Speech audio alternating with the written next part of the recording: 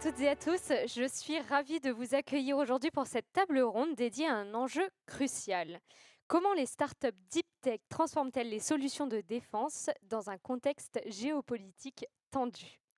Face à des menaces croissantes, la souveraineté technologique devient bien évidemment un impératif et ce sont souvent les startups deep tech, agiles et audacieuses, qui proposent des réponses concrètes. L'IA, la quantique, le robotique, la cybersécurité, les innovations fusent et tout cela bien au-delà des grands groupes. Une nouvelle génération d'acteurs s'engage dans la défense avec une vision tournée vers l'avenir. Les technologies duales s'imposent, les frontières civiles et militaires, quant à elles, s'estompent et l'écosystème français se structure. Mais les défis restent nombreux. Financement, intégration industrielle, reconnaissance institutionnelle. Pour y répondre, les synergies entre start-up, industriels et institutions sont plus que jamais essentielles. Et pour en discuter aujourd'hui, j'ai le plaisir d'accueillir 4 intervenants que je remercie d'ailleurs chaleureusement pour leur présence et leur engagement. Tout d'abord, Charles Becbédé, président directeur général d'Audacia, un acteur engagé dans le financement de l'innovation souveraine. Florent Hilla, directeur général du Corporate Venture de Safran, au cœur des synergies entre industrie et start-up. François Matins, vice-président d'affaires publiques chez 22 et cofondateur de Defense Angels, qui œuvre pour structurer l'écosystème Deep Tech Défense. Et enfin, Loïc Moujol, CEO de Command AI, start-up pionnière dans l'IA appliquée aux enjeux de défense. Déjà, merci beaucoup à tous les 4 d'être présents aujourd'hui. On va débuter par un premier tour de table. Comment vous percevez l'évolution des menaces géopolitiques ces dernières années? Qu'est-ce qui a changé dans la manière dont on pense la sécurité et la souveraineté technologique? Le premier qui a le micro. Ah, ça... Vous pouvez répéter la question? Non, mais aujourd'hui, c'est à la fois un peu terrifiant parce qu'on est tous des citoyens et on voit l'incertitude et l'instabilité qui, pour des entrepreneurs comme nous, et on le voit, hein, ça se décline même à la strate malheureusement nationale, l'instabilité n'est jamais bonne pour une entreprise sur plein de sujets microéconomiques, RH, etc. Et en même temps, on travaille quand même dans un écosystème qui est le monde de la défense. Et de manière pragmatique, l'instabilité géopolitique et les crises sont une opportunité business pour les entreprises comme la nôtre. Donc on gère un peu cette schizophrénie au quotidien où d'un côté on doit gérer une entreprise avec des contraintes qui sont ce qu'on vient de dire juste avant. Et en même temps, c'est aussi une période d'opportunité parce que quand se créent des nouvelles crises, il y a des nouveaux besoins, on pourrait utiliser un jargon capacitaire, et c'est là où des acteurs innovants et donc aussi des acteurs de l'investissement voient des opportunités pour se dire il faut créer de nouvelles choses, il faut être du coup, alors j'aime pas le mot, mais plus agile, en tout cas plus réactif, parce qu'on doit répondre à un besoin opérationnel qui doit aller vite, et l'Ukraine est quand même un des meilleurs exemples récents sur le fait qu'il faut s'adapter vite. Et d'ailleurs, les Ukrainiens nous donnent des énormes leçons en ce moment sur comment ils arrivent à innover très rapidement, parce qu'ils n'ont pas le choix, sinon ils meurent. Et nous, on essaie de suivre la vélocité qu'ils ont sur le terrain. Donc oui, aujourd'hui, c'est une période qui est aussi terrifiante que passionnante, mais c'est là aussi ce qui fait la beauté de nos métiers, c'est qu'on est en plein dans l'actualité et on essaie d'apporter notre petite pierre à l'édifice pour construire le monde de demain. Je rebondis sur la partie opportunité. Ce qu'on voit au niveau européen, en tant que start-up du secteur défense, c'est qu'il y a vraiment au niveau de différents pays européens un rééquilibrage de leur volonté de dépense en termes auprès de qui vont sourcer leur capacité de défense. Très clairement, une des leçons du conflit en Ukraine et une des leçons aussi depuis l'arrivée, le changement de président aux États-Unis, c'est qu'il y a une nécessité stratégique de rééquilibrer son approvisionnement et donc de moins s'appuyer sur les acteurs américains. Et donc effectivement, c'est une opportunité qui est gigantesque pour les startups comme nous. Et c'est une opportunité qu'on voit dans à peu près tous les pays européens aujourd'hui. Allez, j'y vais.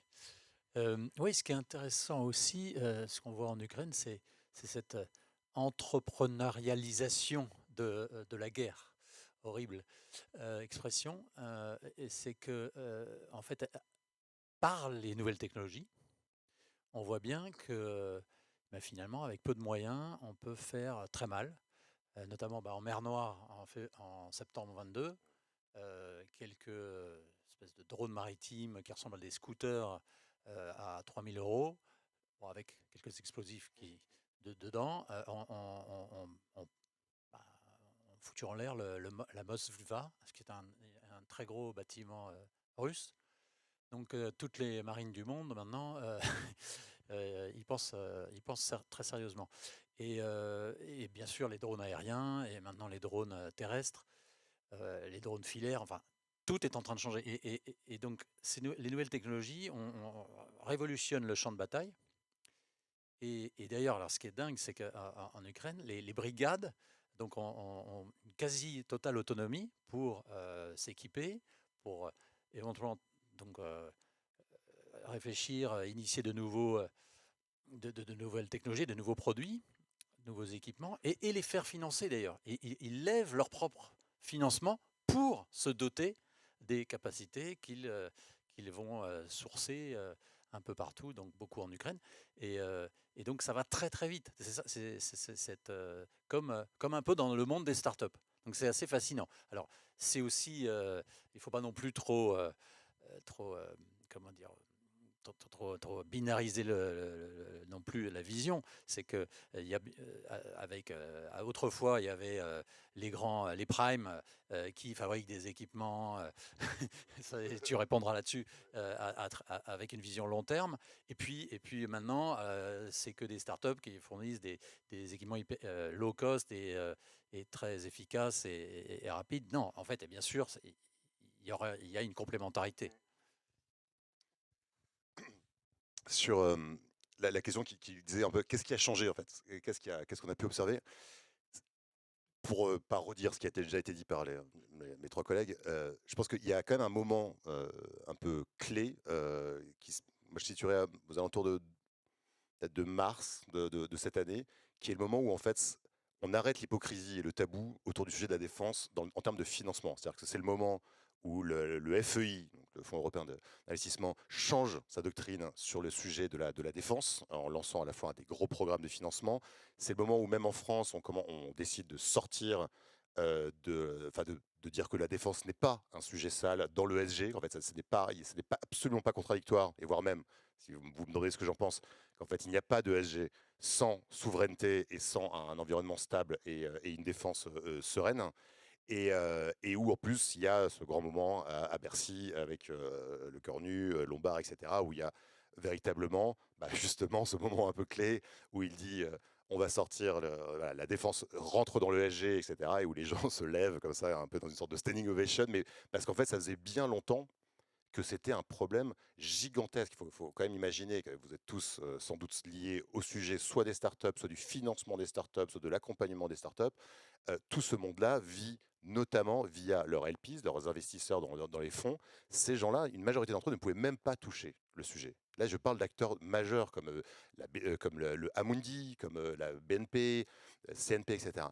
Ce cliquet-là, cette sorte de réalisation, et en fait la fin d'une forme d'hypocrisie, un petit peu, à mon avis, qui durait depuis trop longtemps, à mon avis, change toute la donne de ce qui est en train de se passer actuellement. Vous voyez bien tous les fonds, ce que fait Charles sur Expansion, bien, il y a d'autres qui sont en train de se monter dans la défense. Ça n'aurait jamais été vu avant. Et donc, maintenant, c'est bon. On y est, on assume qu'en fait, ce n'est pas... alors évidemment, je parle évidemment pas des sujets qui sont des zones interdites, qui sont très bien décrites par la Commission européenne, etc.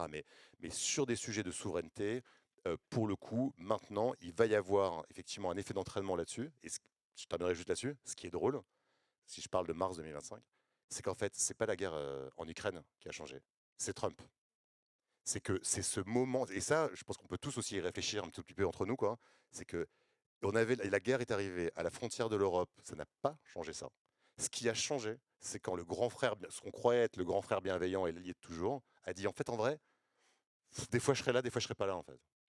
Et ça, à partir de ce moment-là, mais quasiment du jour au lendemain, c'est quasiment, enfin, quand on parle aux investisseurs, quasiment overnight, tout a changé. là-dessus. Donc je pense que c'est ça un des plus gros changements et c'est ça qui peut créer aussi un écosystème et créer tout un effet d'entraînement. On va revenir un petit peu individuellement, chacun sur votre parcours et votre positionnement. On va commencer par Charles. En tant qu'entrepreneur et investisseur de long terme, vous avez fondé plusieurs entreprises dans des secteurs stratégiques comme l'énergie ou les technologies quantiques.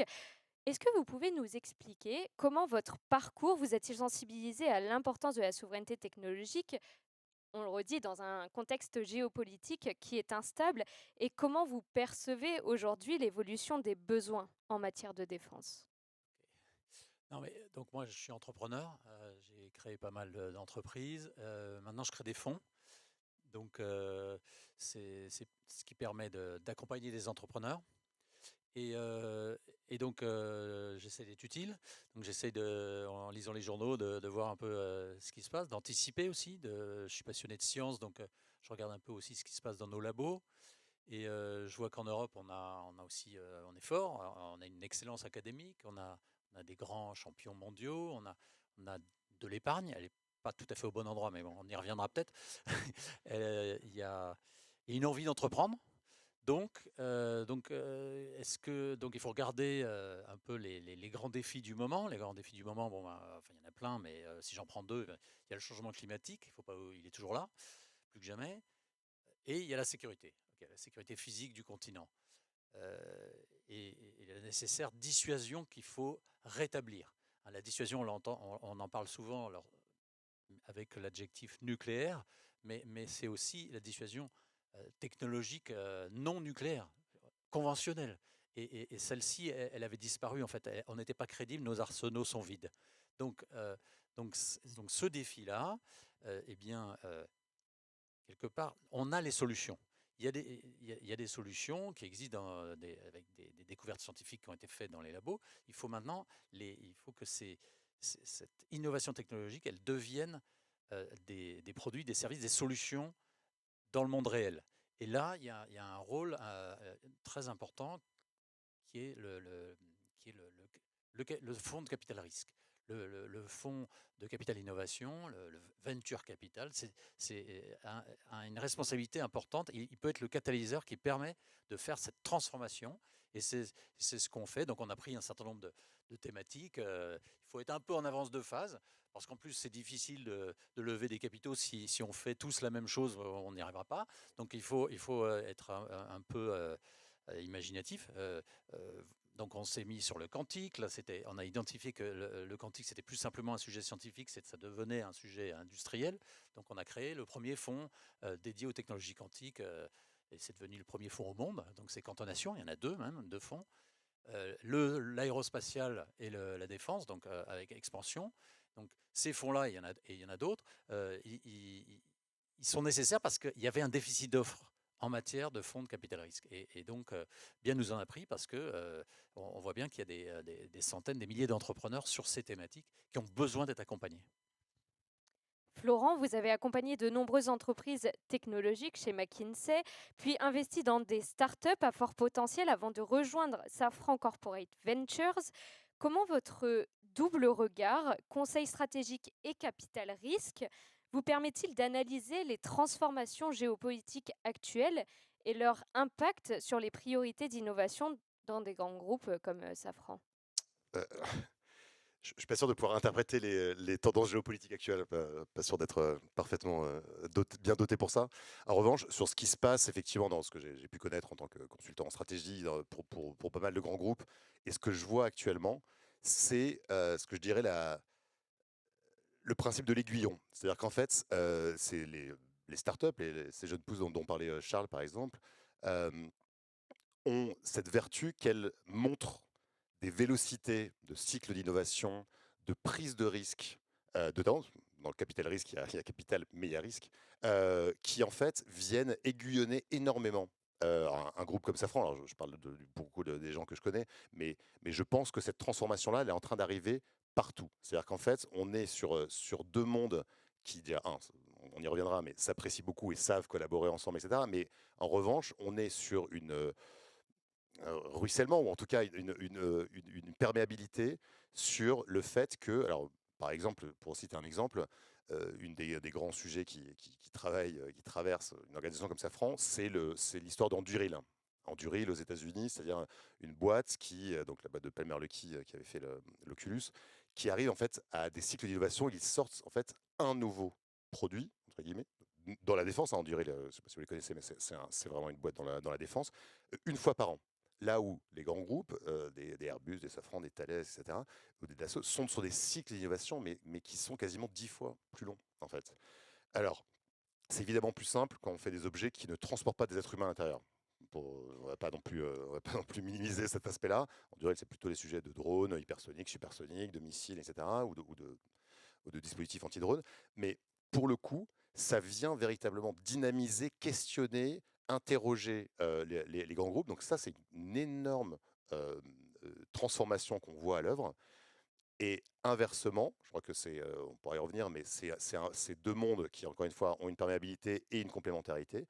Et inversement, on a aussi ces startups qui, là, de plus en plus, ça fait 10 ans maintenant que Safran Corporate Ventures existe, donc on commence à avoir des boîtes qui deviennent très matures, qui arrivent au stade du scale-up industriel, et où là, pour le coup, on peut aussi se rendre compte qu'inversement, il peut y avoir une valeur à aller chercher ces industriels, des capacités de production, des connaissances sur ce que c'est une certification, sur ce que c'est de rentrer dans une loi de programmation militaire, etc. Donc ce que je vois, c'est c'est extrêmement agréable à voir, mais je pense que vous le voyez tous aussi, mais c'est en fait, on est passé à une nouvelle phase. On n'est plus dans la learning expedition, allons voir les startups pour voir ce qu'elles font. On est véritablement dans un dialogue, dans un questionnement aussi sur ce que l'un a de différent que l'autre, et comment tout ça peut aboutir à une forme d'optimal.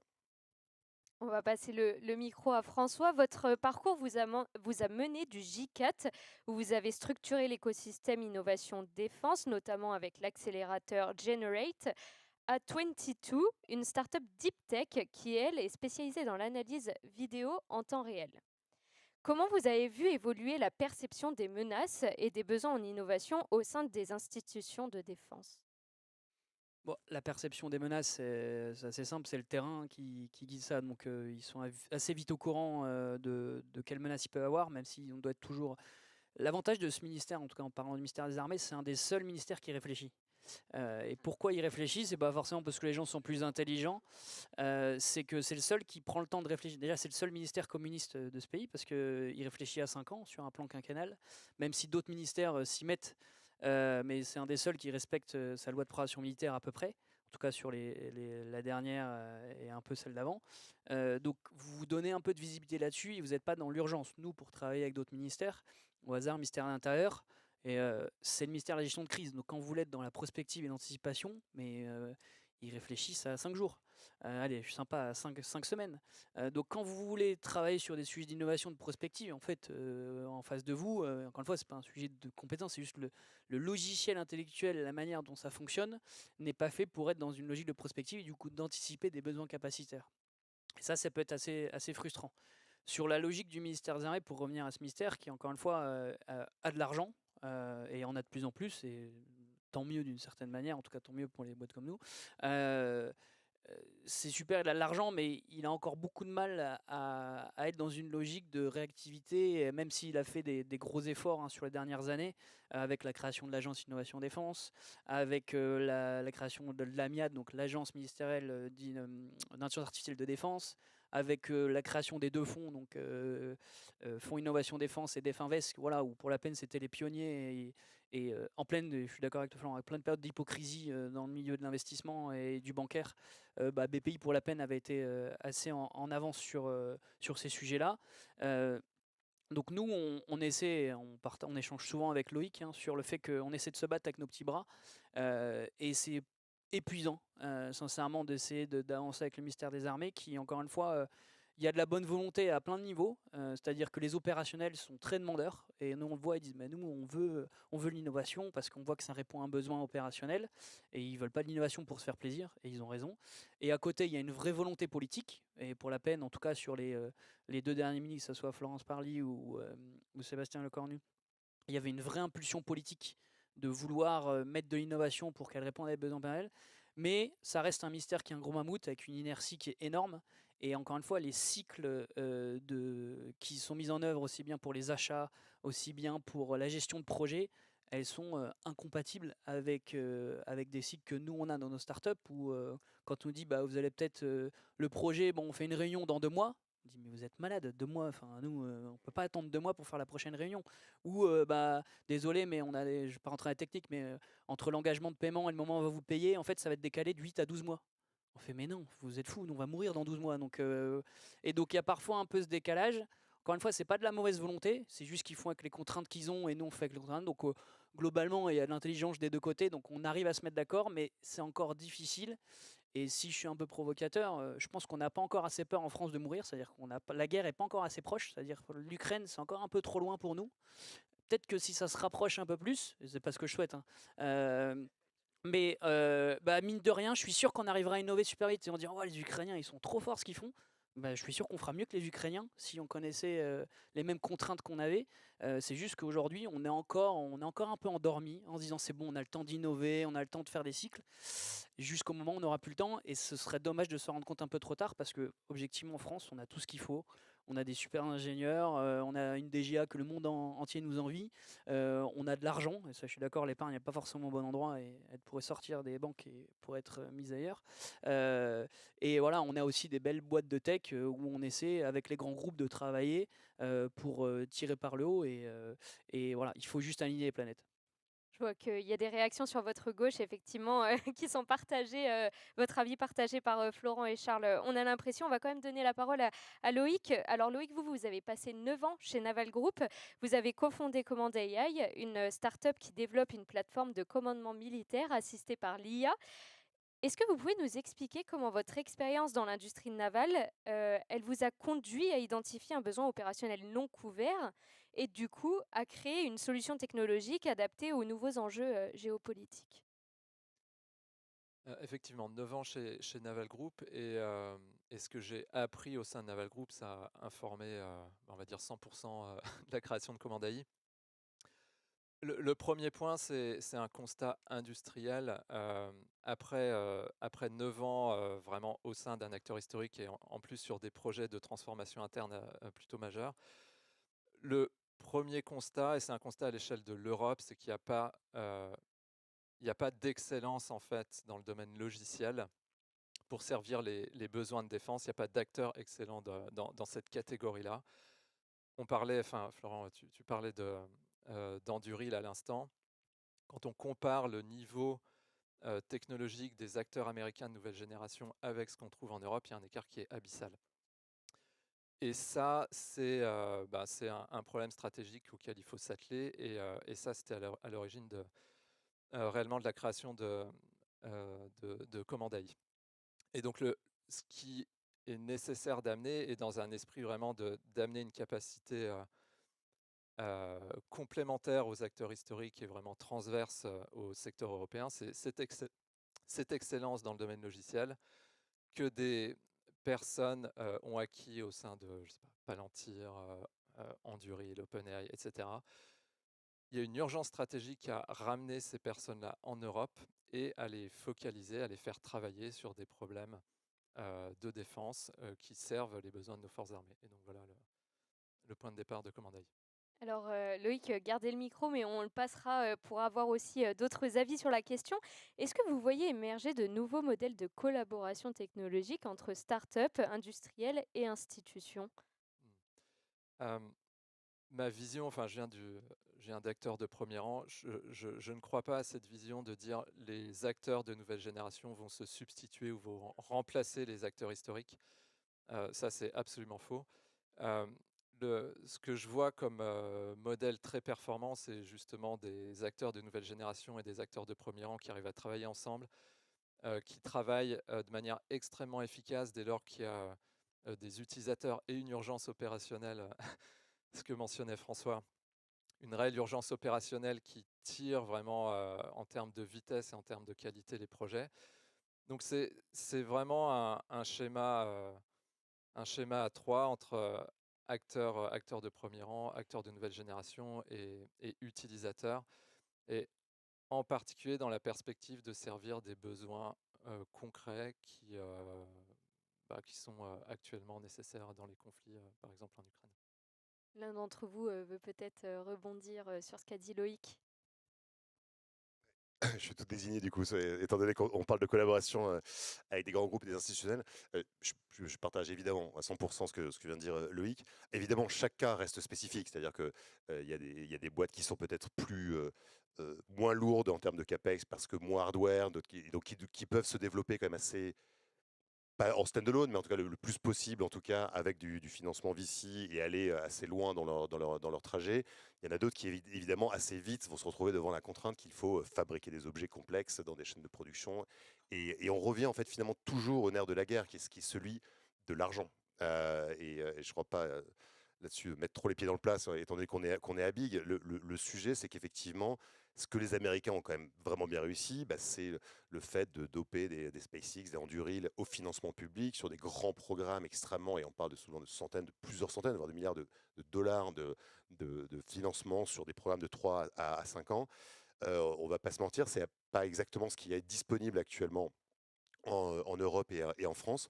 Du coup, il faut être pragmatique. Et comme disait François, pour le coup, vu que l'urgence est quand même là, il faut trouver une façon effectivement de fonctionner entre des grands groupes qui ont des besoins eux aussi d'innovation agile, véloce pour garder leur position et qui sont, mine de rien, je vais le dire la vérité, qui ont quand même la capacité d'investissement et même de M&A disruptif. Un des cas voilà, dont je peux parler, c'est évidemment l'acquisition de Préligence par Safran.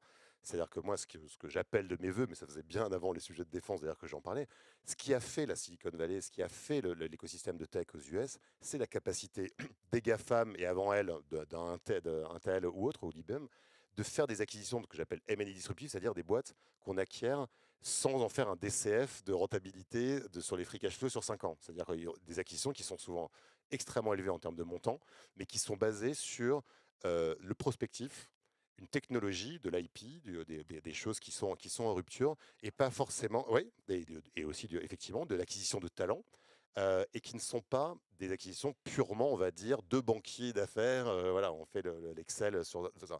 Ça, je pense que c'est en train d'arriver en Europe. Ça, honnêtement, si vous me demandez, moi, je pense que ça prend beaucoup trop de temps, en vrai. Et en plus, quelle leçon quand même on prend les grands corporates, le vieux monde, qu'en fait celui qui est peut-être le plus actif actuellement, c'est Helsing. C'est Helsing, c'est-à-dire une start-up en elle-même qui a extrêmement bien réussi jusqu'à arriver à un niveau et à un poids qui lui permet d'aller acquérir ou de faire en tout cas des joint ventures et des partenariats stratégiques avec de l'argent sur la table. Mais ceci étant dit, je reste optimiste. Je vois que c'est possible, parce que je l'ai vu de première main. Mais je pense que ça, c'est un des changements qui va arriver. C'est-à-dire et ça, pour le coup, c'est pas Charles qui va dire le contraire. Je pense qu'on rentre véritablement dans ce cercle vertueux de prise de risque de capital, notamment financier, avec des possibilités de sortie bénéficiaires et avec un beau multiple, et des groupes qui réalisent qu'effectivement, ils ne peuvent plus se laisser dépasser par la gauche ou par la droite par des groupes qu'ils auraient pris de haut parce que c'était des jeunes pousses. Et là-dessus, SpaceX, quoi qu'on en pense, a quand même pas mal changé la donne dans l'aérospatiale et la défense, et aussi dans le sujet de la défense, en montrant qu'effectivement, ce qu'on ne pensait pas possible, et vous le savez tous, historiquement, vraiment, qui aurait pu penser que Ariane pouvait se faire challenger sur ce genre de sujet, en fait, était possible. Alors, ça demande beaucoup d'éléments, évidemment, ce n'est pas une histoire qui se répète comme ça en claquant des doigts, mais en tout cas, je pense que ça a été un des gros aiguillons. Je parlais d'aiguillons tout à l'heure. Celui-là, il a montré qu'en fait, attention, rien n'est tabou, rien n'est impossible, et il faut pas s'endormir sur ses lauriers là-dessus. Je partage ce que vient de dire Florent, notamment sur. Il y a un vrai manque de culture dans ce pays sur le corporate venture et encore plus dans la défense. Et je vous donne une anecdote. Moi, quand j'étais au GICAD, donc le GICAD, c'était le groupement industriel de la défense, mon gros lobby de l'armement français. Et donc, tous mes grands chefs, c'était les grosses boîtes, MBDA, Thales, Safran, bref, etc. Et à l'époque, c'était juste à la sortie du Covid. Il y avait. Donc nous, on avait l'accélérateur de start-up, donc on avait plein mal de start-up, et donc on était le premier accélérateur de start-up dédié au monde de la défense en Europe. Et il y en avait un autre aux États-Unis, donc on peut dire qu'on était quasiment les premiers dans le monde à être dédié à ces sujets-là. Et moi, je me faisais harceler, alors harceler c'est un gros mot, mais je me faisais solliciter quasiment tous les mois par des corporate ventures de Rheinmetall, de BAE Systems, de Lockheed Martin qui disaient c'est génial ce que vous faites, Mouvo, Brit Techno, elle nous intéresse, est-ce qu'on peut discuter? Moi, je discute avec tout le monde, donc je dis ok, si vous voulez, on discute, il n'y a pas de problème. Et quand je me retournais vers mes industriels, Bah, objectivement, c'est pas parce qu'il est là. Et puis quand il est pas là, je dis du mal de lui. Donc là, je vais dire du mal de lui. Mais du coup, voilà, à l'époque, il y a que Safran qui a un vrai corporate venture. Naval Group n'en a pas. Thales n'en a pas. Airbus ne fait pas de défense. Ils font tout sauf de la défense. Alors, j'ouvre la parenthèse et je la referme tout de suite. Enfin bref. Donc, ouais, Airbus Ventures. Enfin voilà, tout ça pour vous dire que faut pas s'étonner si déjà, même sur ce côté stratégique, il n'y a pas cette culture de se dire, bah, on arrive, et comme tu l'as très bien dit, non pas uniquement pour faire une opération financière, mais se dire, voilà, on a conscience, nous, grands groupes, que parce qu'on est gros, c'est normal, on a moins d'agilité, bah, on va acheter cette agilité pour implémenter nos process, nous challenger, acheter des briques techno, des talents. Mais en fait, en France, on ne sait pas faire. Et donc, bah, déjà, c'est une partie du problème qu'il y a aujourd'hui, c'est que cette culture du corporate venture et du M&A pour accélérer de l'innovation, bah, en France, on l'a pas. Et il n'y a pas besoin d'aller de l'autre côté de l'Atlantique, de l'autre côté du Rhin. Les Allemands le font très bien et sincèrement, ils arrivent à faire des très belles choses et ils ont des moyens et ils se donnent les moyens de le faire. Pour continuer sur la question, est-ce qu'il y a une évolution des modes de collaboration entre les institutions, les grands groupes et le monde des startups? Je pense que oui, il y a eu des choses. Notamment, je prends l'exemple de la DGA, donc grand acheteur de solutions justement de défense, donc, mais qui vient peut-être d'un monde où on achetait plutôt des équipements. Et on achète des équipements dans le cadre d'appels d'offres et qui sont parfois rédigés par les personnes auprès de qui on achète ces équipements. Parce que c'est très compliqué. Quand on fait un appel d'offres hyper technique, on n'a pas forcément les moyens en interne de rédiger l'appel d'offres, donc on va demander aux industriels d'aider à faire cet appel d'offres. On voit bien qu'il y a un risque de biais et c'est comme ça qu'on a un peu fonctionné pendant des décennies. C'est en train de changer et je vais prendre l'exemple du quantique. La DGA a mis en place un appel d'offres d'achat de solutions quantiques dans notamment les ordinateurs quantiques. Et donc on sait que ces ordinateurs, comment dire, en tout cas les algorithmes quantiques permettent de craquer toutes les cryptos possibles et permettent de résoudre des optimisations qu'on ne sait pas faire avec même les plus puissants des supercalculateurs conventionnels. Simplement, les hardware ne sont pas encore prêts pour faire tourner ces algos. Mais néanmoins, la DGA a lancé un programme qui s'appelle Proxima sur plusieurs années, où elle s'engage à acheter à travers un appel d'offres auprès des 5 ou 6 acteurs principaux français, hein, quand même. Là, comme c'est la DGA, ils ont le droit de faire ça, c'est réservé aux Français. Et donc, ça permet d'irriguer, de nourrir la filière. Et on le sait, pour une start-up, avoir un peu de chiffre d'affaires, c'est quand même mieux qu'une subvention. Parce qu'il y a un vrai effet de levier pour les levées de fonds et parce que ça rassure aussi les clients privés qui vont se dire, bah, si l'armée française a acheté ses capacités quantiques, je vais peut-être faire de même. Donc il y a une évolution, hein, heureusement. Et puis bien sûr, aux États-Unis, ça fait longtemps qu'elle existe cette évolution avec quand la NASA, il y a 10 ans, a lancé le principe d'achat de solutions d'accès à l'espace. Et c'était il y a plus que 10 ans, il y a 20 ans, pardon. Et c'est ça qui a permis à SpaceX de décoller. Sans cette révolution interne à la NASA, ils n'existeraient pas. Alors justement, Charles, si vous pouvez garder le micro parce que vous avez abordé le sujet, vous avez donné un exemple. Est-ce qu'il y a d'autres cas d'usage concret du quantique que vous voyez émerger dans le domaine de la défense? Et surtout, comment vous évaluez la maturité technologique de ces solutions à ce niveau-là? Oui, donc il y a d'autres use cases pour la défense. Donc d'abord, avant d'en revenir au calcul et au quantum computing dont tout le monde parle et qui fait rêver, il y a tout simplement ce qu'on appelle le quantum sensing, c'est-à-dire ce sont des capteurs, des senseurs qui mesurent des grandeurs physiques. Donc ils mesurent une accélération, une rotation, le champ de pesanteur ou des champs magnétiques. Et le quantique, parce que c'est une interférométrie extrêmement subtile, on gagne plusieurs ordres de grandeur et on peut donc faire des gyroscopes extrêmement puissants, beaucoup plus puissants que ceux de la génération précédente. Et ça intéresse énormément nos armées, les militaires, pour plein de raisons, pour nos avions de chasse, pour nos sous-marins nucléaires, etc. Il y a également, bien sûr, tout ce qui est dans la communication quantique. Donc, alors, c'est la possibilité, alors là je vais parler du bouclier avant de parler du glaive, donc qui va casser les codes. Donc c'est qu'on peut justement sécuriser parfaitement un échange d'informations entre un point A et un point B par du quantique en s'échangeant des photos intriquées par exemple. et, et à ce moment-là, on le sait, lorsque il y a... alors c'est Eve en général, l'espionne c'est Eve, donc dans la conversation entre Alice et Bob, et je ne sais pas pourquoi c'est Eve, c'est pas juste. Et donc la méchante Eve, si jamais elle vient écouter la conversation, l'intrication tombe, et donc on le sait, et donc on peut fonder ainsi sur une loi fondamentale de la nature une sécurisation parfaite d'une liaison de télécommunication. Donc ça c'est très intéressant, c'est ce qu'on appelle la QKD, la Quantum Key Distribution, et ça intéresse énormément les gouvernements et nos armées. Et puis enfin, j'en viens au calcul, en effet. Bon, bah là évidemment, casser les codes de l'ennemi, ça c'est depuis la machine Enigma, c'est le rêve de tout service secret.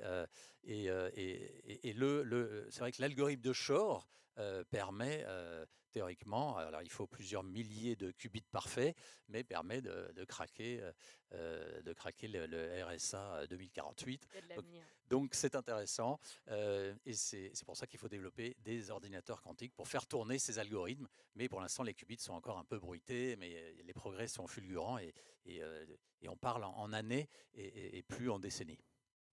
Chez Safran Corporate Ventures, quels sont concrètement les critères clés que vous recherchez pour qu'une start-up deep tech devienne un partenaire crédible pour un acteur industriel comme Safran? C'est une bonne question. Déjà, je démarrais en disant qu'il faut déjà que la startup en ait envie ou besoin. Parce que, comme je le disais, je pense qu'il y a des modèles, dont par exemple Command AI, qui peuvent quand même aller assez loin dans leur parcours, et je pense sincèrement, sans avoir forcément besoin d'être trop rapidement ou trop vite sous la houlette d'un seul corporate. C'est-à-dire que la corporate peut être juste un client dans un panel de clients, dans un pipeline prospectif commercial. Donc, il y a déjà quand même ce fit et ce match qui est intrinsèquement lié aussi à ce qu'ils font, à quel pourrait être l'apport de ce rapprochement avec un grand groupe. Enfin, j'étais investisseur en VC depuis maintenant, je sais pas, 16 ou 17 ans, mais j'ai toujours eu coutume de dire aux startups, franchement, si vous pouvez ne pas lever d'argent, ne levez pas d'argent. Et si vous pouvez ne pas lever d'argent auprès d'un corporate, encore pire, ne levez pas d'argent auprès d'un corporate.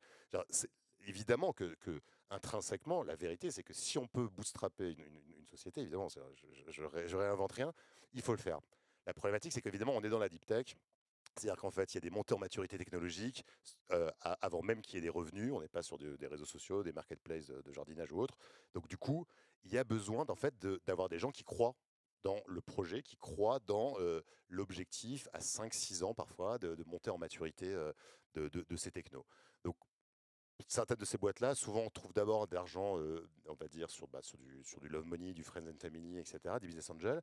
Et puis rapidement, il y a l'idée de se dire, si j'arrivais à combiner du financier pour pas que ça pèse trop, mais également peut-être un partenaire stratégique avec qui je pourrais évidemment aller adresser des marchés qui restent, on l'a pas trop dit, mais ça reste des marchés à carte blanche. C'est-à-dire qu'en fait, la DGA, elle est rapide. On parle quand même d'un monde qui n'est pas non plus les portes, c'est pas des portes de saloon, quoi. C'est-à-dire qu'en fait, pouvoir venir aussi, mais même, je le vois encore là dans mon portefeuille de société, pour un financement première usine de la BPI, il en faut aussi des LOI derrière, de grands groupes crédibles qui disent qu'ils vont avoir besoin de ces produits-là, etc.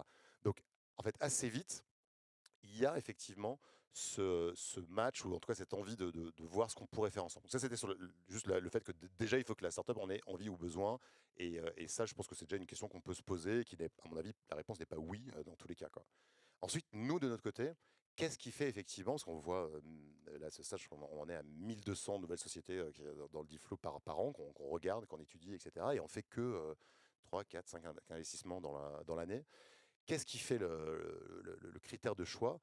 De plus en plus, ça va être à la fois, évidemment, c'est le critère technologique, avant tout. C'est-à-dire une technologie, une brique technologique protégée, avec je ne le répéterai jamais assez, mais toujours bien penser assez rapidement à réfléchir à sa PI, à ses brevets, à la façon dont on peut se protéger justement d'une phagocytation, d'un phagocytage, je ne sais pas quel mot, mais je ne suis pas préparé, mais bref, d'une assimilation peut-être un peu toxique par des gens plus forts que peuvent être des institutionnels ou des corporates. Donc il y a le sujet de la technologie. Il y a également évidemment la, la capacité du management en place et des équipes à montrer quand même une forme justement de maturité aussi et de réalisme sur le chemin à venir. C'est-à-dire que moi, on a connu, je pense, Charles, tu l'as connu aussi, il y a eu une période un petit peu folle, 2021-2022, sur des sujets sur le spatial, par exemple, ou autre, qui était très encouragé par Bercy, etc., où on a vu quand même un petit peu de tout et n'importe quoi. Il y avait pas mal de gens qui étaient plutôt sur base de PowerPoint plutôt que sur base de labos et de paillasses sur ce qu'ils faisaient. C'est plus le cas et je trouve que le marché est extrêmement sain actuellement en termes de qualité, enfin extrêmement qualitatif en termes de qualité et extrêmement sain. Donc il y a quand même vraiment véritablement le fait que là maintenant, justement, on est on est beaucoup moins dans le fake it, till you can make it de Zuckerberg, etc. On est plutôt sur la certitude qu'on peut avoir qu'on a une brique qui sort du CEA, qui sort d'un labo, qui peut sortir de thèses faites par les gens, etc. Ou d'ailleurs de gens qui sortent de grands groupes. Souvent d'ailleurs ces temps-ci, des gens qui partent de grands groupes avec de l'IP ou en tout cas une idée. Et qui ont la certitude d'avoir quelque chose, mais qui ont le réalisme de savoir que le chemin est long, que ça demande souvent beaucoup de financement pour aller au bout dans pas mal de ces sujets-là, notamment quand on parle vraiment de faire des objets physiques, du hardware, etc., quel qu'il soit, même des drones. Et donc, ça va être la rencontre entre la qualité du management et son réalisme et le caractère unique et disruptif de la techno. Et comme l'a dit Charles, on a une chance énorme en France et en Europe, c'est qu'on a actuellement dans nos labos et dans les jeunes pousses actuellement des technos, certaines d'entre elles, moi je suis toujours assez bluffé, qui sont parfois uniques au monde. C'est-à-dire que j'ai la possibilité de faire des benchmarks avec tout le groupe Safran qui est partout dans le monde. Et je le dis là, sur des derniers investissements que j'ai fait sur du laser à cascade quantique, c'était la dernière solution souveraine au monde. Il en existait 3. Il y en a une qui est aux US, qui a été rachetée par un Américain, une en Israël. La dernière était sur le plateau à Orsay, quoi. Et donc, et ça, on le voit partout. Et toi, tu l'as vu sur le quantique. Donc là aussi, il y a quelque chose qui donne pas mal d'espoir pour la suite. Ouais. On va passer le micro à Loïc. Est-ce que vous pouvez nous expliquer comment l'intelligence artificielle transforme concrètement la, la manière dont les opérations militaires aujourd'hui sont planifiées et exécutées? Donc le contexte, si je reviens avant le conflit en Ukraine, un centre de commandement, c'est quoi au niveau brigade? C'était une centaine de personnes, tous rassemblés au même endroit et qui étaient à ce même endroit pour une durée de temps assez longue. Ce qu'on voit avec le conflit en Ukraine, avec la transparence du champ de bataille, avec les frappes de plus en plus intenses, avec la démultiplication des drones, ce mode de fonctionnement-là historique est complètement inadapté et peut être détruit vraiment en quelques minutes. Donc là, le principe, c'est de dire comment est-ce qu'on fait pour passer de ce mode très centralisé de commandement d'opération à un mode qui soit distribué et à un tempo d'opération et un tempo de planification et de commandement qui soit beaucoup plus rapide. Et donc là, c'est vraiment la plateforme logicielle qu'on a créée qui permet de faire ça, qui en fait accompagne les officiers d'état-major sur leur cycle de planification et de conduite d'opération de manière à pouvoir réaliser un certain nombre d'étapes de manière 10 fois plus rapide. Par exemple, un officier en état-major va devoir à un moment analyser son terrain. Une analyse de terrain sans automatisation, ça prend à peu près 2 heures. Avec les technologies qu'on développe, ça prend moins de 10 minutes. L'ensemble de ces étapes, tout au long de la planification et de la conduite, on peut les accélérer jusqu'à obtenir des résultats de diviser par 4 le nombre de personnes dans un état-major, d'accélérer par 5 le tempo de planification d'une opération, et ça, réellement grâce au logiciel qui est déployé dans les états-majors. Et quelles sont les limites de ces technologies dans un contexte opérationnel aujourd'hui?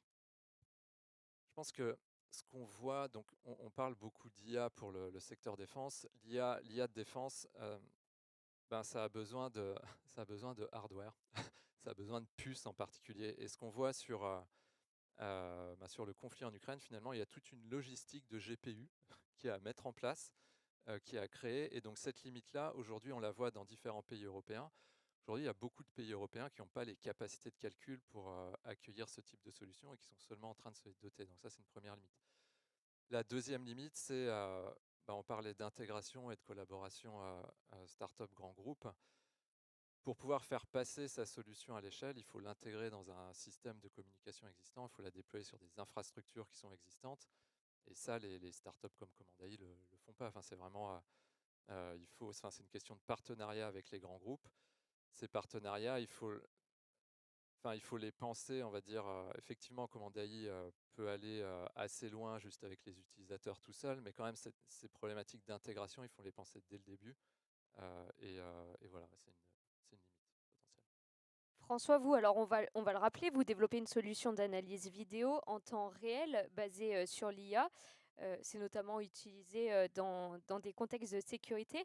On parle de limites. Alors, on va plutôt parler de défis. Vous, quels sont les défis à votre niveau? Ça peut être des défis techniques, réglementaires, éthiques. Les défis, oui, techniques, ils sont là parce qu'il faut toujours être up-to-date sur la technologie. Donc, je vous prends un exemple. Pendant des années, nous, et je pense qu'on n'est pas les seuls, un des problèmes quand vous êtes une boîte d'IA et que vous devez travailler avec les armées, c'est l'accès à la donnée. Parce qu'ils en ont plein, mais ils ne peuvent pas vous la partager. Et quand ils vous la partagent, elle est sous plein de contraintes. Donc nous, pendant pas mal de temps, on avait recruté des gens des jeux vidéo où, pour compenser le fait qu'on n'avait pas de data réelle, on créait de la data de synthèse pour les mettre dans des environnements qui étaient totalement différents. En gros, on montait à nos algorithmes pour les alimenter avec la vraie data, les petits morceaux qu'on avait, et on leur mettait 1 million de versions de la donnée de synthèse pour feinter notre algorithme. En fait, il apprenait sur la donnée de synthèse, enfin sur un mix des deux. Et il y a eu la révolution de l'IA générative avec des VLM, et là maintenant on n'a même plus besoin de ça. C'est-à-dire que du coup on a viré les mecs des jeux vidéo et on est passé par la GenAI qui maintenant permet de générer énormément de flux vidéo pour un coût très faible. Donc ça, l'accès à la donnée, il est quand même très important. Et là où je rejoins aussi Loïc, c'est que nous en ce moment on est à la fois c'est crevant mais passionnant. C'est qu'on est en plein dans cette phase-là, c'est-à-dire que nous, on arrivait avec une brique techno que, puis on le dit assez aisément, hein, plein d'autres groupes, de grands groupes ne savaient pas faire. Donc avec cette niche, encore une fois, nous on est spécialistes là-dedans, on n'est pas des généralistes sur l'IA, sur ce côté vidéo. Donc on a fini une phase de test qui a duré plus d'1 an avec les armées. On a vu que ça répondait à un besoin opérationnel. Alors c'est une phase de test, il y a toujours les choses à améliorer. Et là en fait, et on le savait déjà, mais dès qu'on veut passer à l'échelle, en fait, on ne peut pas faire tout seul. Enfin, on a une boîte de 50 personnes. C'est tellement compliqué, ça demande tellement de ressources humaines, de gestion de projet, qu'on est obligé de passer par un grand groupe qui va pouvoir nous intégrer, nous mettre ce qu'on appelle dans les systèmes de systèmes, enfin, des gros projets structurants au sein du ministère des Armées. Et donc là, c'est un gros défi sur lequel on doit arriver pour passer à l'échelle derrière, où c'est pas facile, mais encore une fois, on va y arriver, même si c'est un peu long. Et après, alors les sujets éthiques, j'en parlerai pas parce que bon, déjà, on parle de la guerre, donc déjà il y a le côté. Non, mais on est des seules boîtes d'IA qui avons depuis 5 ans un comité éthique. Mais après, c'est toujours. Enfin, mais j'aime pas trop le mot éthique. Je préfère plutôt parler d'IA de confiance plus que éthique parce que personne ici a la même éthique, donc c'est toujours une notion qui est toujours complexe et très subjective. En revanche. Et là, pour la peine, en France, on a une capacité à se tirer une balle dans le pied et on est très bon là-dessus. C'est le cadre réglementaire où aujourd'hui, c'est ultra contraignant pour des entreprises comme nous. Alors, on arrive à le faire et sincèrement, et nous, on est une boîte française responsable, donc on respecte la loi. Mais sur le territoire national, on a quand même des contraintes qui sont, je parle pour les sujets, en tout cas, sont liés à la sécurité et à la défense, qui sont très contraignantes, qu'on n'a pas dans d'autres pays européens avec qui on discute. Et en dehors de l'Europe, je ne vous en parle même pas. Et ça, c'est un désavantage concurrentiel qu'on peut avoir, soit sur des contrats sur le territoire national, parce qu'on est parfois face à d'autres boîtes européennes qui, eux, n'ont pas toujours ces contraintes-là. Et en plus de ça, ça peut potentiellement ralentir notre R&D et notre innovation parce que on nous met un peu un boulet au pied. Donc on y arrive à le faire et sincèrement voilà, on compense. Alors ça nous oblige à innover, ça nous oblige à trouver d'autres méthodes, évidemment tout en restant dans l'égalité, il n'y a pas de sujet, mais pour pouvoir avancer rapidement là-dessus.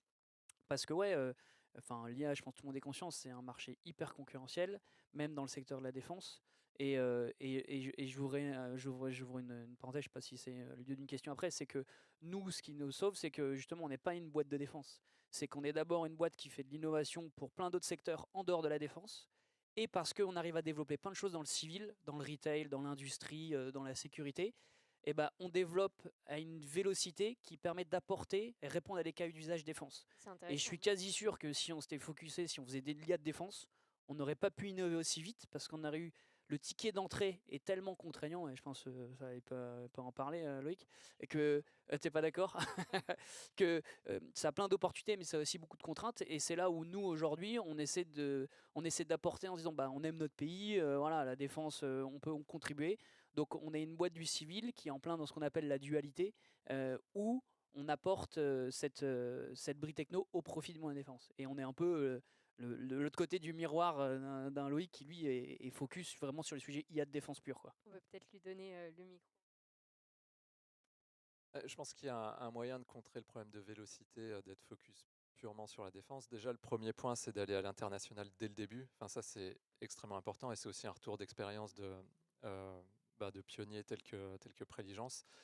Aller à l'international dès le début, structurer son entreprise pour pouvoir faire ça. Et ça veut dire quoi? Ça veut dire qu'en termes de capitaux propres, en termes d'équipe, en termes d'implantation, il faut être à l'international dès le début. Et dans notre cas, ça coûte cher, et d'où le besoin aussi de lever avec des investisseurs privés. Ça coûte cher, mais ça permet par exemple de gagner un contrat en Allemagne très très rapidement, et ça on n'aurait pas pu le faire avec un modèle purement franco-français. Et sur la vélocité de développement, je pense que c'était vrai encore il y a quelques années. Être pure défense, ça ralentit le rythme de développement. Maintenant, c'est plus le cas. Enfin, on peut aller travailler, c'est ce qu'on fait en direct avec les forces armées, en particulier en Ukraine. Le rythme d'itération, je pense, avec les militaires ukrainiens, pour le coup, je dis, enfin, est beaucoup plus rapide que le rythme d'itération de n'importe quelle boîte civile. Donc voilà, c'est les deux manières de mitiger ce risque-là. Alors, certains d'entre vous en ont plus ou moins parlé directement. Aujourd'hui, est-ce qu'on peut parler là du rôle de l'Europe? Quel est le rôle que l'Europe joue pour structurer un écosystème souverain face notamment à la domination technologique des Américains et des Chinois? Oui, bah, évidemment, il faut parler d'Europe et là, je vais être court. C'est que il faut construire une BITDE, une base industrielle et technologique de défense européenne. Actuellement, c'est pas vraiment le cas, puisque à part la France, qui, je crois, achète européen pour près de 70% de ses équipements de défense, la moyenne européenne, c'est malheureusement la proportion inverse, et énormément donc est acheté auprès de nos amis américains. Donc, mais maintenant, comme ça a été dit, il y a eu un wake-up call. Le Zelensky, qui est un peu tourmenté dans le bureau ovale de la Maison-Blanche en février dernier, et donc il faut se réveiller. Et donc tout le monde est en train de prendre conscience, et il y a des initiatives qui ont été lancées par la Commission européenne, il faut les saluer. Ça commence à changer. Les Espagnols ont suspendu, ont même annoncé qu'ils n'achèteraient pas de F-35. Les Danois ont acheté récemment des solutions françaises et britanniques au lieu d'acheter ceux qui étaient les favoris, donc américains. Nous, on va peut-être acheter on va renouveler nos AWACS chez Saab en Suède. C'est en train de bouger. Donc oui, donc on voit bien, et on voit bien le potentiel en plus en termes de business. C'est énorme, puisque n'oublions pas que la somme des dépenses de défense de toute l'Union européenne, c'est 60% du budget américain. C'est de l'argent, c'est 600 milliards. Okay, donc si ces 600 milliards par an, on les dépense chez nous, on voit bien la création de valeur à la clé.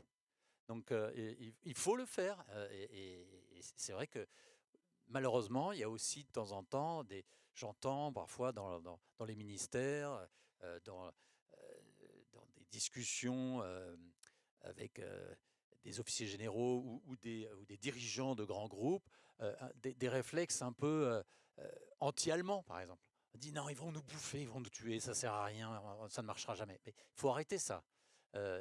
Il faut saluer l'initiative de la DGA d'ailleurs, décidément, je faillote.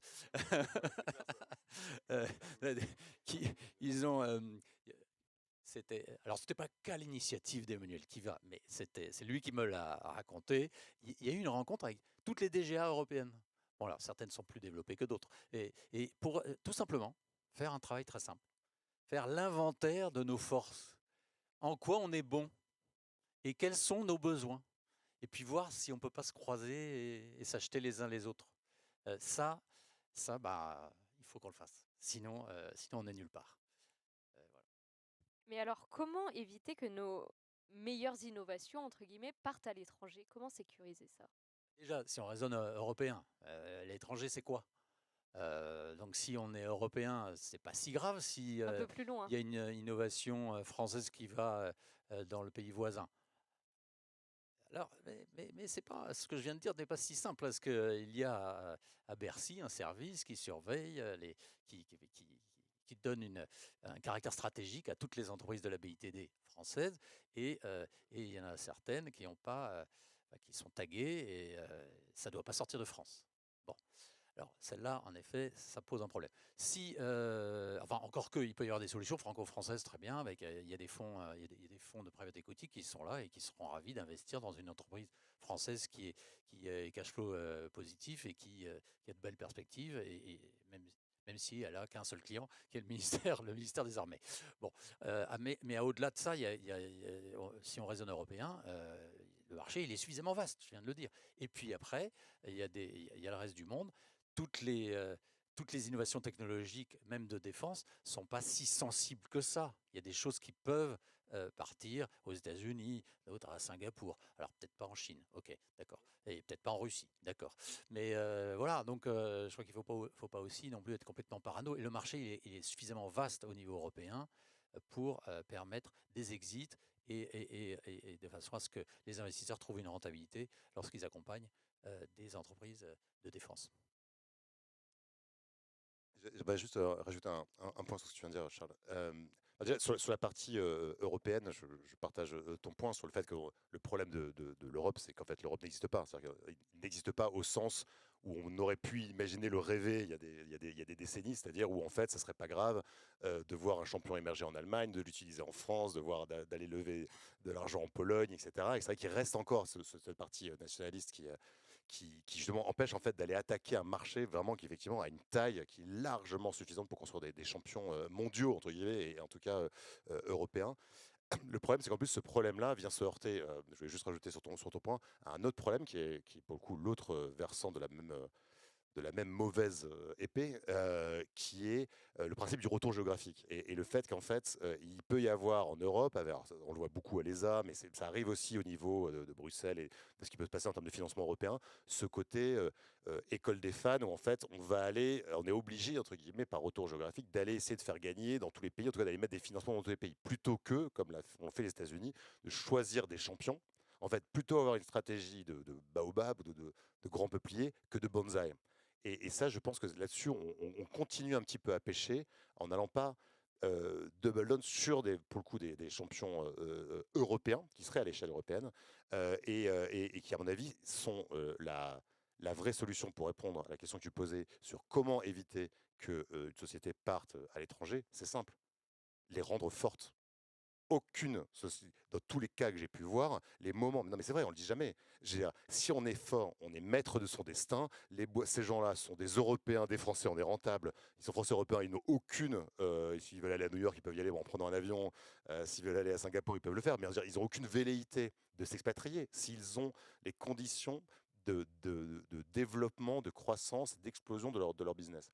Et donc, il y a vraiment ce truc-là. Moi, je n'ai pas vu de cas où les sirènes américaines, le rêve américain, ou j'en sais rien, ou asiatique, etc., a fait bouleverser comme ça la destinée d'une boîte, sauf malheureusement dans tous les trop nombreux cas où ces boîtes étaient en fait fragiles, il n'y avait plus de capitaux pour les soutenir, il n'y avait pas forcément de destin, voilà, ils avaient un peu épuisé les options et elles étaient parties.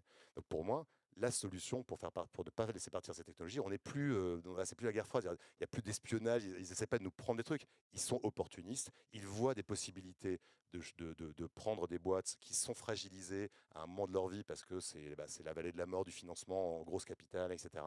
Et pour le coup, là, effectivement, on peut y avoir cette question. S'il y a des champions, je ne pense pas que Helsing, les gens soient particulièrement inquiets que Helsing quitte l'Allemagne, par exemple. Ouais, non, rapidement, enfin moi, le mot de souveraineté européenne, c'est quand même un magnifique oxymore. Parce que, et je vous prends, enfin, je te prends au mot, dire voilà, il faut créer des champions. Vas-y, je mets au défi quelqu'un fasse le choix politique en Europe de se dire ok, bah moi, France, je suis prêt à sacrifier mon industrie terrestre, donc tout part en Allemagne, et vous, les Allemands, vous me donnez toute l'industrie du spatial, et on se met d'accord. Bah non, pour l'instant, on a toujours KNDS qui est français au moins à 50%. Donc, si tu veux, aujourd'hui, le choix politique de se dire on va tous se mettre d'accord pour on crée des champions et chacun est le meilleur du monde dans son domaine, sur le papier, c'est génial, mais ça n'arrivera jamais parce qu'aucun pays n'est prêt à sacrifier son petit bout de BITD qui lui permet de garder un peu de souveraineté. Donc, ouais, dans le monde des bisounours, ça peut marcher. Dans les faits, je pense que le marché européen, il va rester fragmenté. Non, non, mais je te dis, je t'ai complimenté, il faut que je te taille un peu quand même, Florent. Non, mais encore une fois, moi, j'en rêve, hein, sincèrement, mais j'ai pas des lunettes roses devant les yeux et je t'avoue que j'ai un peu de mal à voir la perspective là-dessus. Il faut le pousser, il faut tendre vers ça. Et je terminerai là-dessus aussi sur moi, ça me choque pas du tout que des boîtes partent à l'international, aux États-Unis ou ailleurs. Encore une fois, modulo les pays infréquentables. Mais encore une fois, ça veut dire quoi partir à l'étranger? Ça veut dire que si la propriété intellectuelle, si la R&D, si les key people restent en France, mais que derrière la boîte, bah, elle entre en bourse aux États-Unis, où ses capitaux sont des pays anglo-saxons ou moyen-orientaux, comme c'est le cas au hasard d'une grosse boîte d'IA qui a beaucoup levé. Moi, je trouve pas ça choquant. C'est la souveraineté qui est mise au bon niveau tant qu'on garde les assets stratégiques sur le territoire national. Donc là aussi, il faut se méfier du mot souveraineté, parce que c'est un mot qui fait intelligent dans les dîners en ville, mais derrière, c'est une notion qui est en général un peu plus complexe. Et il faut pouvoir voir le niveau de granularité de l'acceptation du risque de la souveraineté, quoi. Allez, Contre vous, je veux bien que vous, François, je veux bien que vous gardiez le micro. Vas-y. Une dernière question avant de me tourner vers Loïc et après on s'adressera à la salle, évidemment, si vous avez des questions à poser aux intervenants. Allez, en quelques mots, selon vous, quelles sont les conditions pour qu'un partenariat entre une start-up et une institution de défense fonctionne réellement? C'est quoi une institution de défense? Non, mais c'est public ou privé? Allez, les deux. Non, mais sur le privé, bah, il faut qu'il y ait une volonté de le faire, ou il faut que l'État leur mette un coup de pression. Les deux fonctionnent, et on voit les deux cas. Mais la volonté, l'initiative, elle est mieux quand c'est dans les deux le veulent. Et sur l'État, encore une fois, sincèrement, nous on le voit, il y a une vraie volonté politique. Encore une fois, c'est compliqué, mais je vous dis, nous on échange régulièrement avec l'AID, on échange régulièrement avec la DGA, avec la MIAT. Enfin, sincèrement, il y a une vraie volonté de vouloir le faire. Après, c'est mettre de l'huile dans les rouages, c'est être en capacité de se comprendre, c'est avoir du budget aussi. Encore une fois, on en revient au nerf de la guerre, hein. Il faut quand même avoir je vous prends l'exemple aujourd'hui, un très concret, c'est que, et on en discutait encore avec Loïc, c'est que nous on voit qu'en ce moment il y a une inertie actuelle pour avancer sur nos projets. Parce que bah, c'est tout bête, on n'a plus de ministre. Et donc, qui dit plus de ministre dit plus de choix arbitraire. Qui dit plus de choix d'arbitrage sur les budgets, bah, du coup, tout le monde se regarde. Et donc, on dit bah, il faut attendre. Ouais, sauf que moi, si j'attends encore 2 semaines, 3 mois, 1 mois, enfin, comment je fais? Ouais, mais et donc du coup, bah, on subit les aléas politiques, alors que nous, on a délivré quand il fallait délivrer, on a avancé, et nous, les semaines, voire les mois de retard, bah, en termes de trésor, ça commence à devenir compliqué. Allez, on passe le micro à Loïc pour la dernière question. De votre côté, Loïc, quel soutien public ou privé, les deux, vous ont été les plus utiles dans le développement de commandes AI? Clairement, en premier lieu, il y a eu l'amorçage de commande AI. Et pour l'amorçage de commande AI, sans les VC, il n'y aurait pas eu de commande AI. Et ça a été fait à une époque où le secteur... Non, c'était pas la mode. Et on a commencé par lever 3 millions en pré-amorçage, juste avec un PowerPoint. Et il fallait quand même des personnes assez courageuses pour faire ça. Donc, très clairement, il y a les investisseurs privés. J'en profite pour remercier nos investisseurs privés actuels. Je rebondis sur le sujet européen et la fragmentation et comment faire pour créer des champions. Je pense que la France, c'est vraiment un cas isolé parmi les pays européens. Enfin, quand on regarde le pourcentage d'acquisition qui est fait auprès d'acteurs étrangers par la France, c'est quasiment ridicule. Je pense que c'est moins de 5%. Ça, c'est pas du tout la norme sur les autres pays européens. Ce qui fait que créer un champion mondial depuis l'Europe, c'est largement possible. Avec la France, c'est un peu plus long. Et ça ne marchera que si on est français pour vendre, sauf exception, on parlait de SAP tout à l'heure. Donc il y a vraiment cette possibilité de créer des champions. Et je pense que ce qui manque, c'est vraiment aussi fixer un niveau d'ambition, de créer des acteurs de catégorie mondiale. On ne veut pas être un des acteurs européens. Il faut vraiment aller se confronter aux meilleurs Américains et créer des champions de cette catégorie-là. Voilà, acteur privé pour répondre à la question initiale. Merci beaucoup à tous les quatre pour vos interventions, vos partages et ces échanges passionnants. J'écourte rapidement parce que si jamais vous avez des questions à poser aux intervenants, Lilia, je ne sais pas si tu peux faire transmettre le micro dans la salle. Oui, beaucoup de questions. Bonjour, je serai bref s'il y a beaucoup de questions. Le chef d'état-major des armées sortant expliquait que la guerre en Ukraine a fourni un enseignement qui était le suivant: on ne peut pas gagner qu'avec de l'armement à 500 000 euros. Des technologies très disruptives et innovantes comme celle de Command AI reçoivent des financements. Et sur le terrain, on assiste à du bricolage, notamment de la part des Ukrainiens. Est-ce qu'aujourd'hui, il y a des boîtes dans le radar du capital investissement de la défense qui proposent des solutions de bricolage et sans dénigrement de ma part là-dessus? Et est-ce que si tel est le cas, elles reçoivent des financements, ou bien est-ce que le bricolage restera une affaire de soldats sur le terrain? Moi, je prends ma casquette, je gère ma schizophrénie, je prends ma casquette de Défense Angels. Nous, ce qu'on constate, c'est que c'est dur. Enfin, ouais, c'est quand même vraiment compliqué pour une boîte de hardware industriel, c'est-à-dire sans parler de bricolage, mais une boîte en gros qui met pas AI dans son deck et qui est pas du software ou mais du SaaS. C'est beaucoup plus compliqué pour eux de lever parce que vous avez des capex hyper importants, vous devez produire. Donc ouais, je laisserai les investisseurs en parler, mais c'est plus compliqué pour une boîte qui veut construire du hardware de lever des fonds actuellement, et encore plus quand vous dites hardware dans la défense, même si les mentalités changent, ça pique quand même, hein. Là-dessus, c'est une bonne question. Et c'est vraiment ce qui se passe. Effectivement, on voit justement ce côté un peu bidouille, bricolage, etc., qui se passe, qui est celui qui est en train, ce que je citais tout à l'heure dans la table ronde, hein, qui est en train d'animer et de vraiment de faire réfléchir énormément de gens sur notamment la DGA, l'AID, des groupes comme les Prime français. Attends, c'est en train de se passer sur des cycles quasiment à la semaine, ou parfois des fois en 24 heures. Donc ça c'est vrai que c'est vraiment ce qui est en train de se passer. Je dirais qu'il y a un problème qu'on peut imaginer, mais à voir, hein, si je souhaite que ça puisse quand même être financé, c'est qu'en fait, le financement, l'investissement financier aime quand même plutôt la stabilité, ou en tout cas les tendances relativement visibles même tu vois, à 2, 3, 4 ans. C'est vrai que pour le coup, il peut y avoir un désavantage dans un monde qui itère aussi vite, qui est entre guillemets l'instabilité des chocs que tu dois faire. Est-ce que du coup la solution drone filaire du jour et celle de dans 6 mois. Donc ça peut être, à mon avis, mais je ne dis pas ça du tout comme étant, je pense, un défaut indépassable, hein. Pour moi, il y a peut-être ce petit problème, connaissant quand même le réflexe d'un investisseur, qui est de dire, j'aime bien quand même me convaincre d'une vision sur 5 ans, même si là, c'est pas encore là, mais je vois à peu près où on va. Là, en fait, ça va tellement vite, effectivement, mais peut-être que du coup, ce qui va émerger sont peut-être, comme on dit toujours dans le monde du VC, hein, dans la ruelle vers l'or, il fallait investir dans les pelles et les pioches, hein. Si ça se trouve, ce qui va émerger justement comme startup, des idées que je balance comme ça pour ceux qui ont envie d'entreprendre, mais vont peut-être être les enablers de cette itération rapide.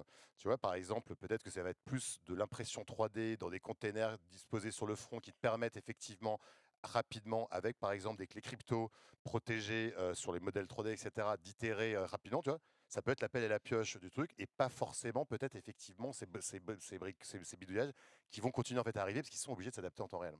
Voilà, je ne sais pas trop la réponse, mais voilà.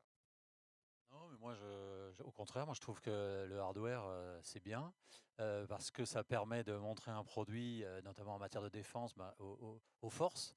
Les forces, elles aiment bien les softwares, hein, je vais pas vous dire le contraire, mais elles aiment bien aussi elles aiment bien toucher l'objet, le drone maritime de démo, et donc ça permet d'avoir un premier contrat, puis un deuxième, et ensuite de grandir. Donc au contraire, nous, on aime beaucoup le bricolage, comme vous dites, qui ensuite va devenir de plus en plus pro, et, euh, et qui va passer tous les critères de qualité pour être passé à la série, à la production de masse.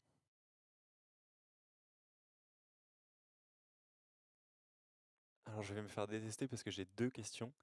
Donc la première, très rapidement, c'est en Ukraine, il y a un accélérateur qui s'appelle Brave One, qui est géré par l'État et qui a, selon la conception que j'en ai, des pouvoirs qui sont assez illimités par rapport à ce qu'on pourrait avoir l'habitude de voir chez nous. Est-ce qu'il ne nous manque pas un Brave One de l'UE pour arriver à faire ce grand écart qu'on n'arrive pas à faire aujourd'hui? Et la deuxième, c'est on nous vend depuis mars le fameux BPI Défense pour que monsieur et madame tout le monde puissent mettre leur épargne au service du financement de la défense. Concrètement, quand il arrivera, parce qu'il est censé arriver bientôt, deuxième semestre, qu'est-ce que ça va changer pour vous, les boîtes et les financiers de la défense française? Alors sur le premier, sur Brave One, ouais, nous on échangeait assez régulièrement avec eux et franchement c'est fort ce qu'ils font. Et en effet, ils se sont dotés d'une capacité, enfin un pouvoir adjudicateur où ils font un peu centrale d'achat. Et encore une fois, hein, ils ne se sont pas cassés la tête avec les process. Ils disent, bah nous j'ai un besoin, je l'ai détecté, on voit comment on peut faire de la coopération. Après ils sont pas fous parce qu'ils préparent déjà la BITD ukrainienne. Et franchement, le jour où ça se calme en Ukraine, et on le souhaite tous, ils vont arriver sur le marché avec des produits Combat Proven qui fonctionnent très bien. Et sincèrement, je pense qu'ils vont devenir un très bon concurrent par pas mal d'acteurs européens derrière. Et donc, franchement, je ferais pareil à leur place. Donc, bravo à Brave One. Après, au niveau européen, encore une fois, il faut une vision commune. Il faut des besoins capacitaires communs. Donc, bon, vous avez compris où je voulais vous amener. Donc, non, il n'y aura pas de Brave One européen. Et sur le fonds Retail Défense de BPI, il y a le monsieur dans le fond, il passera que sa corbeille, si vous voulez, pour commencer à investir. Non, mais c'est une excellente initiative. Et franchement, nous, on le souhaitait depuis un moment. Et bravo encore une fois à BPI d'avoir proposé ça. Pour nous, on est vraiment dans une logique d'un effet d'entraînement. C'est-à-dire que là où des fonds là, arrivent avec des LPs qui mettent des tickets à plusieurs millions d'euros, et moi, c'était à mon petit niveau, hein, avec mes petits bras à l'époque, je me suis battu là-dessus. Pour l'époque, je passionnais, il y a eu le sujet de livret A, défense. Bon voilà, on était quelques-uns à avoir pondu ça et à avoir fait du lobbying. Bon, c'était fait défoncer derrière par du contre-lobbying d'autres, à Bercy au hasard. Mais l'idée, c'est que vraiment toutes les initiatives qui permettent de renforcer l'écosystème et de mettre dans l'état d'esprit, et moi c'est un discours que j'ai depuis des années, et ce que fait BPI avec ce fonds Retail Défense contribue, c'est de dire, mais c'est une démarche citoyenne aussi d'investir, c'est de dire, voilà, moi je peux mettre dans l'assurance vie, je peux acheter des cryptos, je peux acheter un appartement, bah je suis peut-être pas réserviste, j'ai peut-être pas fait l'IHEDN, mais à mon petit niveau, je contribue à l'effort national, je contribue à la souveraineté de mon pays, à équiper mes forces françaises et européennes en mettant mes quelques centaines d'euros dans ce fonds retail. Donc sincèrement, je sais pas, normalement il doit être lancé d'ici la fin de l'année. Et moi je vous invite tous à y aller parce que, c'est un fonds, donc c'est fait pour gagner de l'argent. Donc normalement vous gagnerez de l'argent. Et en plus de ça, ça contribuera derrière à soutenir l'effort et ça fera forcément un effet d'entraînement pour des investisseurs un peu plus traditionnels comme nous qui pourront jouer sur cet effet pour financer des belles boîtes. Juste pour illustrer Brave One, ce qu'ils sont capables de faire. Donc on a travaillé avec eux au mois de juin pour amener une nouvelle capacité aux Ukrainiens. Ils nous ont organisé un sprint de 15 jours. Et en 15 jours, on est passé de une idée à un produit qui a été testé par des unités réelles sur le terrain. Et c'est littéralement 20 fois plus rapide que ce qu'on trouve ailleurs.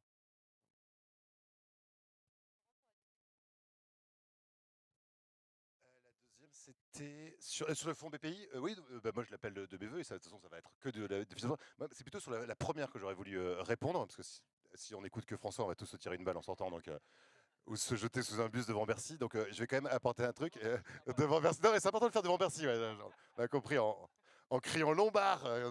C'est important. Ouais. Mais non, mais pour le coup, on a quand même vu un changement, évidemment. Et le point que tu as fait dans la table ronde, il est ultra important, qui est que pour le coup, les Ukrainiens n'ont pas eu le choix. Donc évidemment, en fait, on est dans la nécessité, dans l'action du coup immédiate. Pour autant, on n'est pas non plus quand même dans un monde, on n'est pas dans la caricature, où pour le coup, on ne réalise pas les choses. Je peux vous dire que ce discours de la DGA, c'était effectivement aux alentours toujours de février-mars de cette année, en disant better quick and dirty que dans 2 ans. Je peux vous garantir que c'était une onde de choc dans le monde, justement, le vieux monde, entre guillemets, des primes et des corporates. C'est du jamais vu donnez-nous des drones, au pire, s'il y en a un sur 10 qui pète, il nous les faut maintenant et pas ça. Ça, on parle de discours de la DGA du ministère des Armées. Donc, juste pour dire, alors justement, ce n'est pas avec l'intensité de Revan, mais le fait est que on n'a pas la guerre là, exactement à notre frontière, heureusement d'ailleurs, et malheureusement pour les Ukrainiens. Mais quand même, je trouve que c'est un cycle d'itération qui est quand même un petit peu plus rapide que ce qu'on a pu voir dans le passé, tu vois, en termes de changement de dogme militaire, etc. Donné quick and dirty, c'était du jamais vu. Jusque-là, on était sur des plans d'armement à 20 ans, 30 ans, etc. Donc, juste petite lueur d'espoir.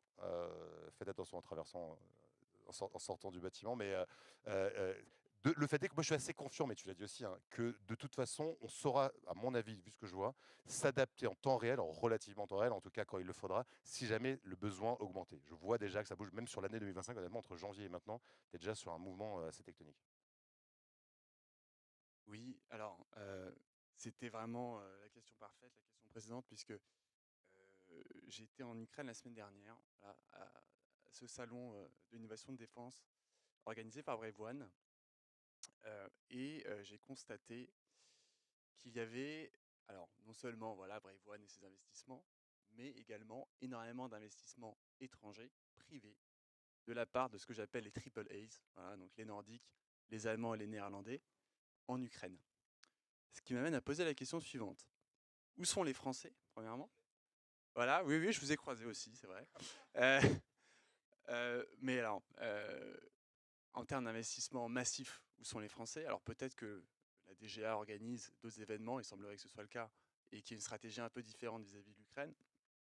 Mais deuxième question, pourquoi ne pas justement leverager ce conflit en Ukraine pour créer un vrai premier géant de la défense européen dans les drones? Parce que lorsque vous allez sur ce salon-là, vous voyez qu'il y a essentiellement des drones partout. Voilà, et que c'est vraiment la technologie qui se développe le plus rapidement dans le cadre de ce conflit-là. Alors évidemment, il y a des enjeux d'IP en Ukraine, des contrôles des exports, etc. Mais il y a aussi cette volonté de ramener des capitaux privés, de créer beaucoup de joint ventures dans tous les sens. Pourquoi ne pas utiliser cette opportunité-là en tant que Français et en tant qu'Européen derrière, pour créer un nouveau géant de niveau mondial qui puisse concurrencer à terme les Chinois ou les Américains? Nous, on s'occupe plutôt de petites boîtes, mais elles deviendront des géants. Et oui, on était la semaine dernière à ce Defense Tech Valley, en effet, à Lviv. D'ailleurs, la semaine prochaine, ça recommence parce qu'il y a l'IT Arena là-bas. C'est extrêmement dynamique, en effet, l'écosystème, bien sûr, ukrainien. Et il y avait des Français de plus en plus. Beaucoup d'Américains aussi, en effet. C'est vrai que c'est horrible à dire, mais c'est extraordinaire de pouvoir voir toutes ces technologies évoluer en quasi temps réel et les opérateurs qui les testent sur le terrain. Donc espérons que rapidement un armistice pourra être établi dans de bonnes conditions et ces entreprises, en effet, qu'est-ce qu'elles vont devenir? Donc certaines vont être des concurrents intéressants sur le marché européen et ailleurs. D'autres pourront être des opportunités d'acquisition pour accélérer dans la constitution de grands groupes de défense européens. Merci beaucoup. Merci d'avoir accepté de participer à cette table ronde. Merci à vous de nous avoir écoutés. Très bonne soirée à vous tous.